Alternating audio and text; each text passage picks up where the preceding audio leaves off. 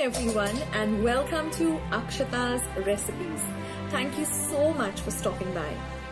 See loads and loads of Christmas recipes coming up on my channel. Most of my recipes are handed down to me by my mom in her Christmas recipe book. Let's get started with today's recipe.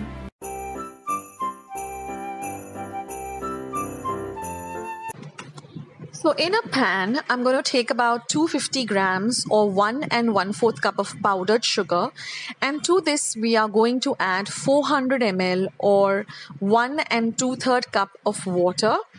On a low to medium flame, we are going to continuously stir this mixture till all of the sugar gets dissolved in the water. Now, once our sugar dissolves, we're going to add 250 grams or 1 1/4 cup of rawa or semolina. Now, I prefer using the very fine semolina or rawa because that is much more easier to work with rather than the thick rawa. But it's up to you. If you feel like using the thicker rawa or semolina, you can go ahead with that. Now we're going to add 1 teaspoon of salt. We're going to give everything a very good mix. Remember, we're cooking on a low to medium heat. Keep stirring. And now we're going to add 230 grams or 2 1/4 cup of desiccated coconut. Now, if you stick to all the measurements of all the ingredients, your bolinas will come out perfect.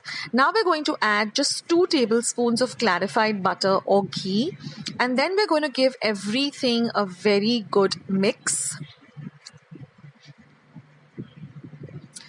We're going to cook this for about 5 minutes on a low heat. Now your heat has to be low to medium, preferably more on the lower side, and just mix everything well together. Now, if you work with a non-stick pan, it's much more easier because it's easier to work with the mixture. Now, after 5 minutes, switch off the flame, and we are going to transfer this mixture into a glass bowl or a steel bowl. We're going to cover this and we have to rest this mixture for 12 hours. This is very, very important for this recipe. You can even keep it overnight in a nice cool place. You don't need to refrigerate it.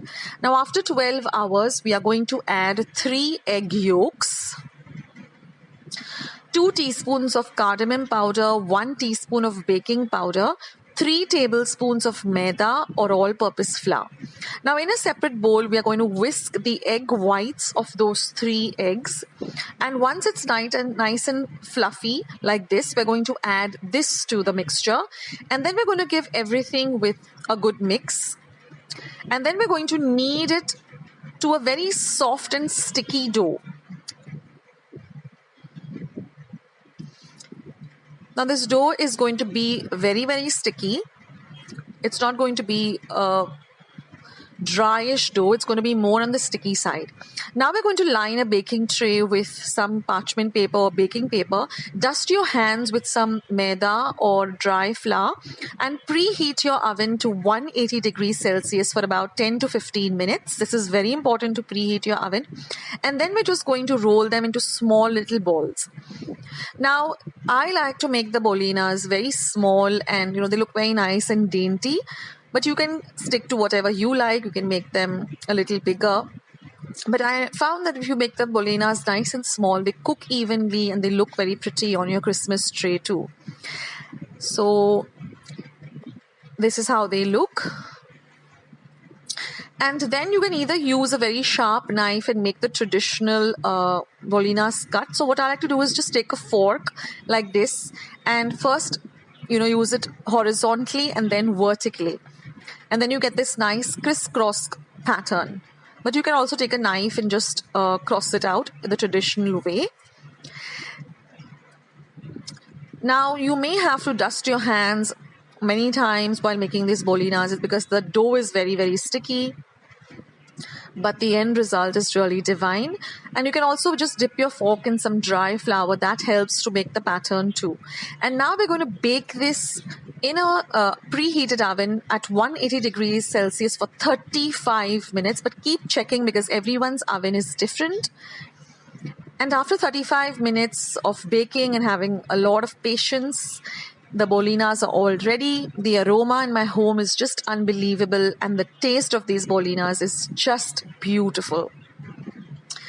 So they are nice and golden brown, and they are even nice and brown on the base of the bolinas.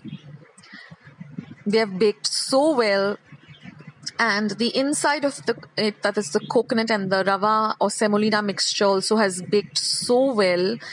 I'm trying to focus it here so you can see it, but it's really nice and baked, and it is so moist. And the moisture is because we have let this mixture rest for 12 hours. You can even keep it for a little longer time, but that is very key and to this recipe, and then you'll get the perfect bolinas. So I hope you liked today's recipe. I hope you give it a try.